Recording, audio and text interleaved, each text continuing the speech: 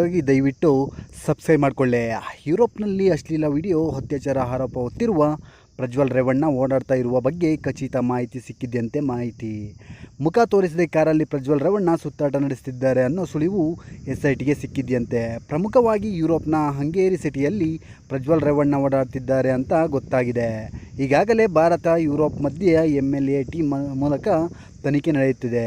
MLAT ಅಂದರೆ mutual legal assistant treat ಹಾಗೂ Interpol ಮತ್ತು CBIನಿಂದಲೂ ಪ್ರಜ್ವಲ್ ರೇವಣ್ಣ ಹಂಗೇರಿಯಲ್ಲಿರುವ ಬಗ್ಗೆ ಮಾಹಿತಿ ಸಿಕ್ಕಿದೆ ಅಂತ ಹೇಳಲಾಗ್ತಿದೆ. ಪ್ರಜ್ವಲ್ ರೇವಣ್ಣ ಹಂಗೇರಿಯಲ್ಲಿದ್ದಾರೆ ಅನ್ನೋ ಸುಳಿವು ಸಿಕ್ಕಿದ್ದಂತೆ ಯುರೋಪ್ಗೆ CID ಟೀಮ್ ತೆರಳಿದೆ. ಕರ್ನಾಟಕದಿಂದ ತೆರಳಿರುವ ಒಟ್ಟು 7 CID ಅಧಿಕಾರಿಗಳ ತಂಡದಲ್ಲಿ ಒಬ್ಬರು SP, 3 ಇನ್ಸ್ಪೆಕ್ಟರ್, 3 ಜನ PSIಗಳಿದ್ದಾರೆ ಅಂತ ಗೊತ್ತಾಗಿದೆ.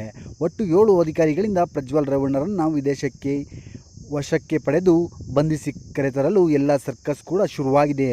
ರಾಜತಾಂತ್ರಿಕ ಪಾಸ್ಪೋರ್ಟ್ ಬಳಸಿ ವಿದೇಶದಲ್ಲಿ ಪ್ರಜ್ವಲ್ ರೇವಣ್ಣ ಓಡಾಡ್ತಿದ್ದು, ಜರ್ಮನಿ ರಾಯಭಾರಿ ಮೂಲಕ ಪ್ರಜ್ವಲ್ ಬಂಧನಕ್ಕೆ ಶತಪ್ರಯತ್ನ ನಡೆಸುತ್ತಿದೆ ವಿಶೇಷ ತನಿಖಾ ತಂಡ ಅಧಿಕಾರಿಗಳು ತಿಳಿಸಿದ್ದಾರೆ. ಹೌದು ಸ್ನೇಹಿತರೆ, ಈ ಒಂದು ವಿಡಿಯೋ ಇಷ್ಟವಾದಲ್ಲಿ ದಯವಿಟ್ಟು ನಮ್ಮ ಚಾನಲ್ನ ಸಬ್ಸ್ಕ್ರೈಬ್ ಮಾಡಿ, ಲೈಕ್ ಮಾಡಿ, ಶೇರ್ ಮಾಡಿ ಅಂತ ಹೇಳ್ತಾ ನೆಕ್ಸ್ಟ್ ವಿಡಿಯೋದಲ್ಲಿ ಸಿಗೋಣ. ನಮಸ್ಕಾರ.